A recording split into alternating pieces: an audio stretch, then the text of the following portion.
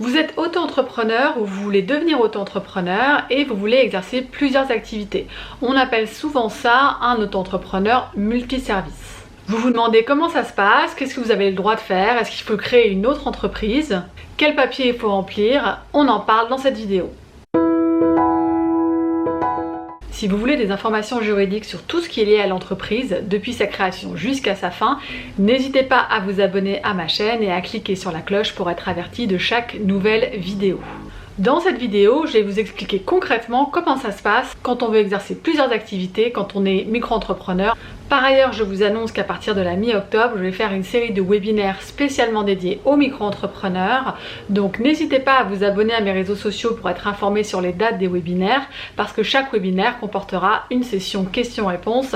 Et croyez-moi, si vous voulez devenir auto-entrepreneur, vous allez vous poser plein de questions. Alors, on lit partout que le statut d'auto-entrepreneur, c'est vraiment un statut très simple à gérer. Alors c'est vrai, mais il y a une question qui est un petit peu compliquée quand on est dans le statut d'auto-entrepreneur, c'est la question de l'activité. Et croyez-moi, parfois j'échange avec d'autres professionnels, des experts comptables, etc. Et il y a des sujets que nous-mêmes on a du mal à comprendre. Donc dans cette vidéo, on va reprendre la question de l'activité et de la multi-activité en création d'entreprise et puis une fois que votre entreprise est créée. Avant toute chose, sachez que si vous envisagez plusieurs activités, vous ne devez pas créer plusieurs entreprises. Le statut d'auto-entrepreneur ou de micro-entreprise, c'est la même chose, c'est une entreprise individuelle, donc vous ne pouvez en avoir qu'une seule. Elle est rattachée à votre personne, donc quand bien même vous envisagez d'avoir plusieurs activités, que vous soyez déjà auto-entrepreneur ou que vous envisagiez de l'être, sachez qu'il ne faudra pas créer une autre entreprise, vous n'avez le droit de créer qu'une seule entreprise. Une fois qu'on a dit ça, la première question à se poser quand on veut devenir auto-entrepreneur, c'est est-ce que l'activité que vous envisagez d'exercer est possible avec le statut de la micro-entreprise? Alors ça, c'est une question relativement simple puisque la grande majorité des activités sont possibles en micro-entreprise. Certaines activités réglementées ne le sont pas, mais de toute façon, si vous démarrez votre projet, si vous faites une activité réglementée qui n'est pas possible en micro-entreprise, vous allez très vite vous en apercevoir parce que très vite on va vous demander des pièces particulières et très vite on va vous dire que la micro-entreprise n'est pas possible. Donc si vous n'exercez pas d'activité réglementée, dites-vous qu'en principe votre activité est possible en micro-entreprise.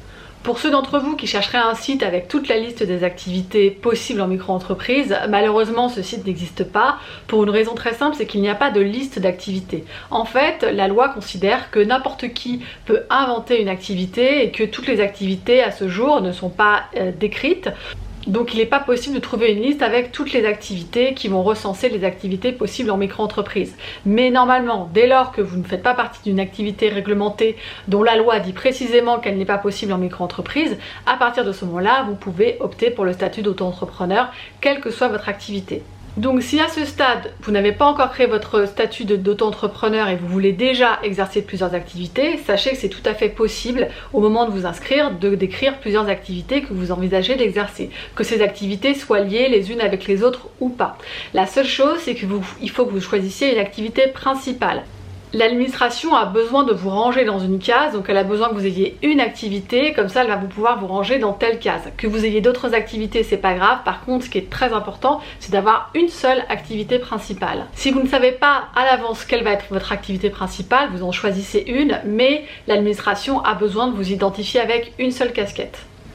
La deuxième question qui se pose quant à l'activité quand on devient micro-entrepreneur, c'est est-ce qu'on est commerçant, artisan ou profession libérale?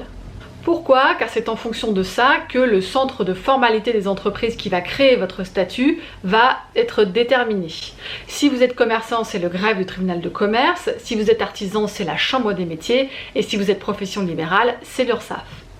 Si vous avez déjà entendu parler du CFE, le centre de formalité des entreprises, sachez que ce n'est pas une institution à part. En fait, c'est simplement un bureau qu'il y a au sein du greffe de commerce, au sein de la chambre des métiers et au sein de l'URSSAF et qui est en charge d'immatriculer les entreprises. Mais ce n'est pas une institution à part. Donc pour vous inscrire, il va falloir que vous-même vous déterminiez si vous êtes commerçant, artisan ou profession libérale. Dans certains cas, c'est très facile, dans d'autres cas, c'est un petit peu plus compliqué. En gros, un commerçant, c'est quelqu'un qui va acheter des biens pour les revendre. Un artisan, c'est quelqu'un qui va vendre des prestations de services ou des choses qu'il a faites avec ses mains. Et une profession libérale, c'est quelqu'un qui commercialise des prestations intellectuelles. Ça, c'est les grandes catégories. Pour ceux qui ont un doute, n'hésitez pas à me poser la question dans les commentaires et puis je vous mets en barre d'informations un site qui liste un très grand nombre d'activités en fonction de ce critère commerçant, artisan ou profession libérale.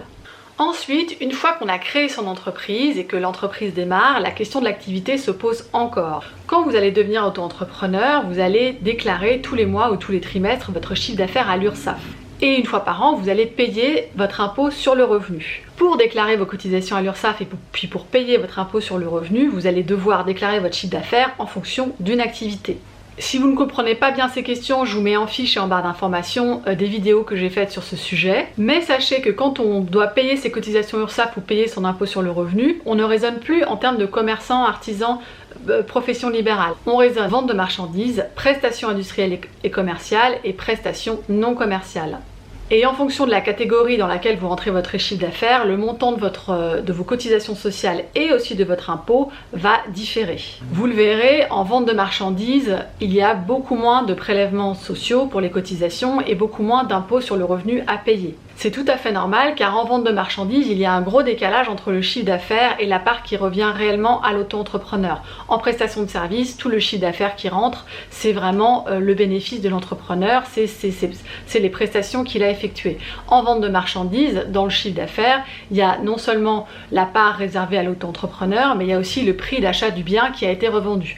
Donc c'est tout à fait logique qu'en vente de marchandises, le pourcentage des cotisations sociales et d'impôts soit moins élevé que pour la prestation de service. Donc là, pour ceux qui ont plusieurs activités, que les activités soient liées ou pas, vous allez devoir remplir votre chiffre d'affaires en respectant ces distinctions: vente de marchandises, prestations industrielles et commerciales et prestations non commerciales. Si on prend l'exemple d'un menuisier, par exemple, qui va vendre des petites bibliothèques qui sont toutes les mêmes, et il va les vendre dans son atelier avec du bois qu'il a lui-même acheté, ça c'est de la vente de marchandises.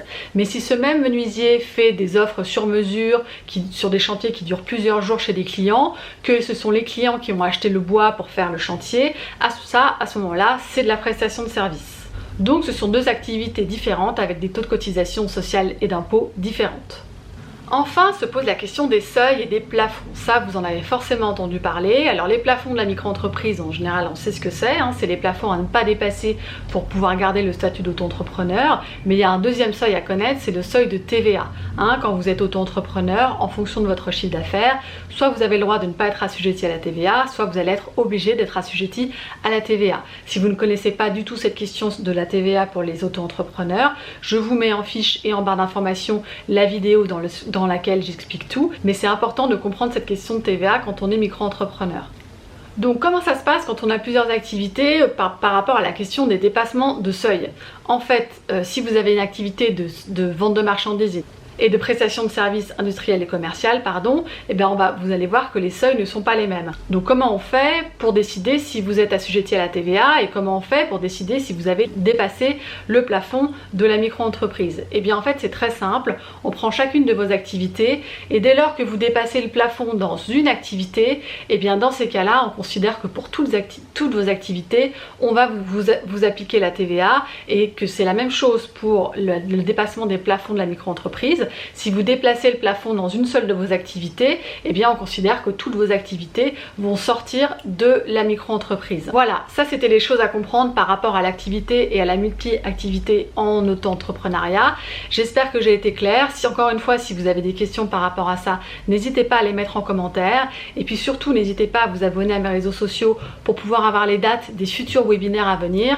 Car encore une fois, il y aura des sessions questions-réponses, et si vous avez des questions à me poser à l'oral, ce sera plus simple pour moi d'y répondre. Je vous dis à la semaine prochaine, au revoir.